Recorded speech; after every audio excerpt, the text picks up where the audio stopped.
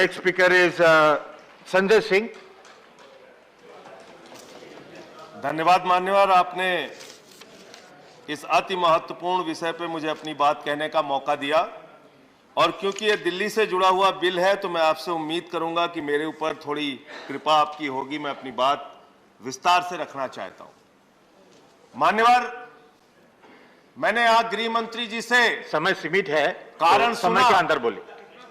कारण सुना कि क्यों एमसीडी का एकीकरण जरूरी है, उन्होंने उसके तमाम फायदे गिनाए, लेकिन इसके साथ साथ यह सरकार यह कहना चाहती है मान्यवर कि यह हिंदुस्तान की सबसे बुद्धिहीन सरकार है। 7 वर्षों तक ये सत्ता में रहे, इनको एमसीडी के एकीकरण का ज्ञान नहीं आया।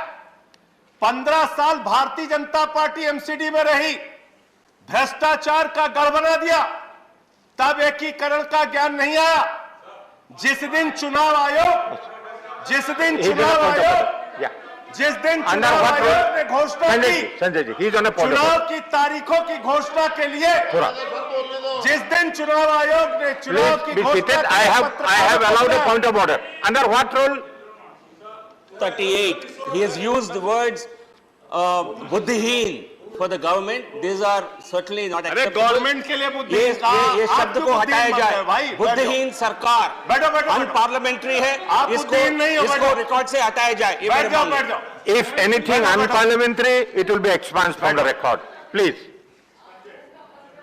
7 साल के बाद इस सरकार को दिन में अचानक सपना आया। उस दिन मान्यवर 9 मार्च की तारीख थी। चुनाव आयोग ने तारीखों का ऐलान दिल्ली में एमसीडी इलेक्शन के लिए करने के लिए प्रेस कॉन्फ्रेंस बुलाया। उसी के ठीक पहले इनको सपने में आया कि एमसीडी का एकीकरण करना है, एमसीडी को एक करना है, और इन्होंने चिट्ठी भेज के चुनाव आयोग जैसी संस्था की निष्पक्षता को खत्म करने का काम किया है। भारत के इतिहास में पहली बार हुआ कि किसी सरकार ने चुनाव की तारीखों के ऐलान से रोका है। मानव, यह बिल एमसीडी के एकीकरण का बिल नहीं है मान्यवर, यह बिल केजरीवाल फोबिया बिल है। अरविंद केजरीवाल से आपको डर लगता है, आपकी हिम्मत नहीं है चुनाव लड़ने की। 56 इंच का सीना लेके प्रधानमंत्री जी चुनाव छोड़ के भाग गए। केजरीवाल को रोकने के लिए कह रहे हमें एमसीडी चलानी है, एमसीडी चलानी है। संजय सिंह, मैं अरे क्या क्या बोला गया सर? नहीं don't go in the sir, क्या क्या बोला गया? Don't make personal comment. क्या क्या बोला? Don't make personal. मैं आ रहा हूं, मुद्दे पे आ रहा हूं सर। मान्यवर, ये केजरीवाल फोबिया बिल है। केजरीवाल से इनको डर लगता है। रात के सपने में इनको केजरीवाल आते हैं।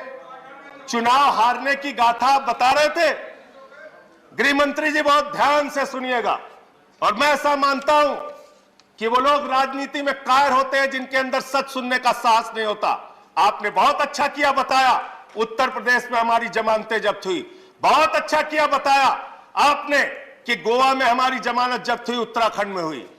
मैं सोच रहा था 51 से निकालूंगा तो आप ज्यादा शर्मिंदा हो जाएंगे, लेकिन मैंने कहा बात से ही शुरू करते हैं। शुरू कर रहे हो सर। ये 80 में चुनाव में लड़े, तमिलनाडु में 0 सीट आई। 84 में लड़े, 0 सीट आई।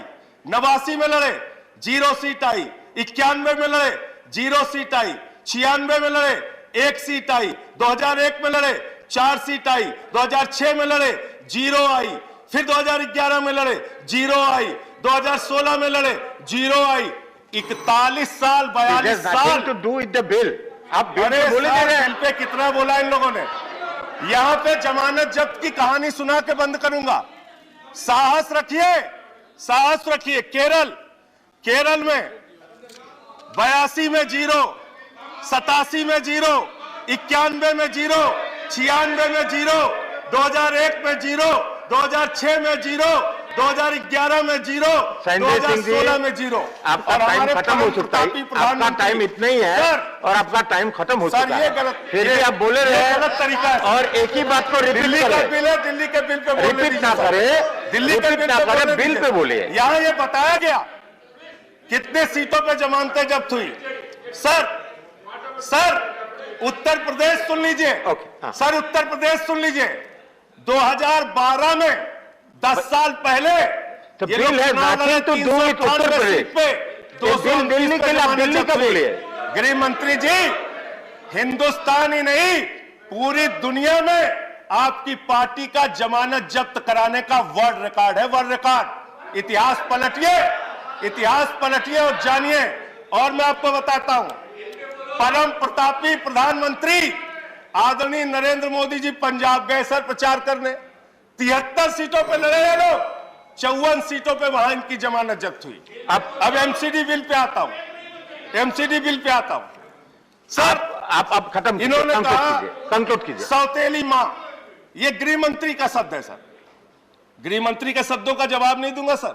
सौतेली मां उन्होंने कहा, सौतेली मां कीजिए, आप कौन है? आप दूसरे बात बोले जा रहे हैं। सौतेली मां कौन है सुनो जरा ध्यान से।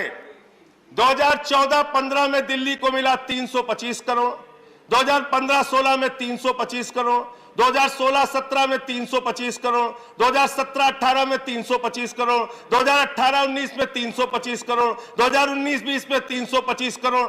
सर जब से आम आदमी पार्टी की सरकार बनी है, लाखों करोड़ रुपए का टैक्स दिल्ली की जनता देती है, मात्र 325 करोड़ रुपए आप हर साल देते हैं। और हमने एमसीडी को कितना दिया, माननीय गृह मंत्री जी जरा 2 मिनट ध्यान से सुनिएगा। एमसीडी को सर आप वाइंड अप कीजिए, आपका टाइम खत्म हो देखिए मुद्दे पे बोल, आप कहिए तो फिर मुद्दे का कोई शक नहीं है, कहिए तो नहीं बोलते, टाइम कॉन्स्टेंट है, आप तो नहीं बोलते। दिल्ली से जुड़ा हुआ मुद्दा, ये मुद्दा भी नहीं सुनने देंगे। एमसीडी का मुद्दा तो सुनने दीजिए सर। आखिरी 1 मिनट आपको दे रहा हूं, आखिरी 1 मिनट। ऐसे करोगे तो फिर कोई बोल नहीं पाओगे। इतना कमजोर मत समझना, इतना कमजोर मत समझना।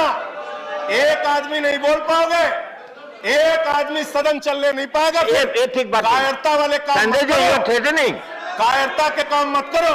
तो सर मैं ये कहना चाहता हूं, 30% एक्सपांड किया जाए, दिल्ली ने दिया, इसको एक्सपांड किया जाए, जो थ्रेटनिंग वर्ड्स है इसको एक्सपांड किया। सर खत्म कर रहा हूं।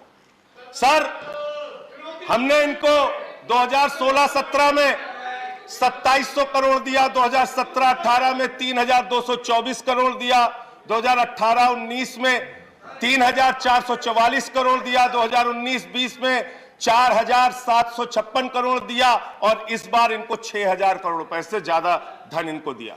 Thank you, thank you. अरे सर अब हो गया, अब हो गया। ऐसे नहीं खत्म अभी नहीं, ऐसा नहीं है। कंक्लूड कर रहे सर, मैं आपको 5 मिनट पहले मैंने कह दिया आपका टाइम खत्म हो चुका है। सर कंक्लूड कर रहा हूं, नहीं सर कंक्लूड कर रहा हूं, अंतिम पॉइंट खत्म कर रहा हूं सर, करिए, खत्म कर रहा हूं। सर मैं सिर्फ इतना कहना चाहता हूं कि अगर आपको चुनाव नहीं लड़ना है, चुनाव से भागना है, तो इस बिल का नाम मैं फिर आपको सजेस्ट कर रहा हूं, केजरीवाल फोबिया बिल रख दीजिए। और अंत में एक लाइन कह के खत्म करूंगा सर, खत्म कर रहा हूं। श्री राम जी, ये बिल आपके खत्म कर रहा हूं सर, खत्म कर रहा हूं बिल्कुल। ये बिल खत्म हो चुका है, आपके कायरता की कहानी लिखेगा। ये बिल आपके भगोड़ेपन की कहानी लिखेगा। ये बिल आपके संविधान को कुचलने की कहानी लिखेगा। ये बिल आपके द्वारा चुनाव आयोग को समाप्त करने की कहानी लिखेगा।